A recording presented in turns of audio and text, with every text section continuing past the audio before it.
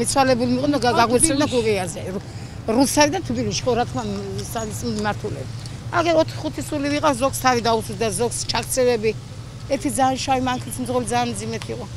სავიდან მივჯიოდი ხო მოვჯიოდი ეს იქიდან მოვჯიოდა და ჯერ ამაკრებს დაეჯახა მე წავიდა ჯიპს დაეჯახა აი ეს თეთრი მანქანა ჰონდა რო არის